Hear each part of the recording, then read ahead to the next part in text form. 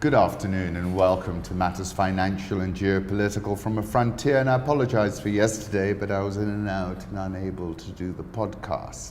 Let's move on to currency markets. A little bit of a sell-off in the dollar this morning. Euro is at 112.11. Dollar index 97.67. Japanese yen 111.30. That's interesting. Swiss franc 101.84. The pound, where's that? That's at 129.90. The Australian dollar's also popped higher, 0.7055.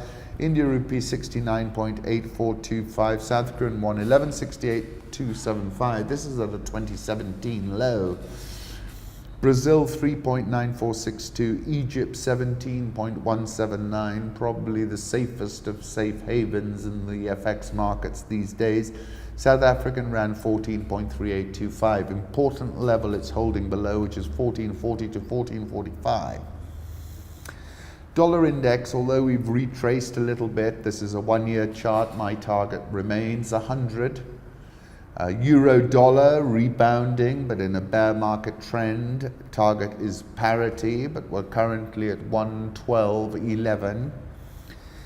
Disney shares hit an all-time high after the Avengers Endgame smashed box office records, and they've come back with streaming service and now Avengers. Google's advertising business slowed more than expected in Q1, denting revenues and wiping 6% from the parent company Alphabet's share price in aftermarket trading on Monday. Commodity markets, gold, little bit of a bounce going on here, 1284.86. Could bounce a little bit more with the dollar in the counter trend reversal. Crude oil, $63.87. Oh, $64.13. A bit of a bounce. I think the Saudis came out and were not so encouraging of Trump's desire for them to pump more.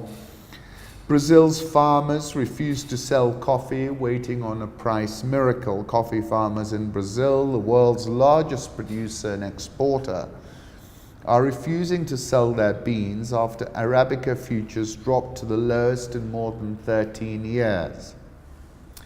Farmers are hoarding their beans, hoping for a miraculous price recovery. Nelson Salvaterra, a broker in Rio de Janeiro-based Coffee News Selection, said in a telephone interview. The prices have slumped really dramatically.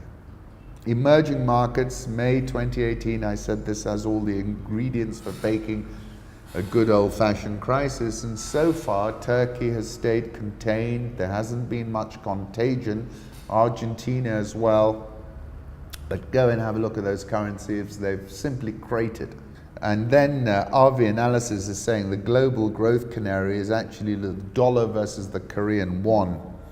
And that is at the highest since the 17th of January 2017.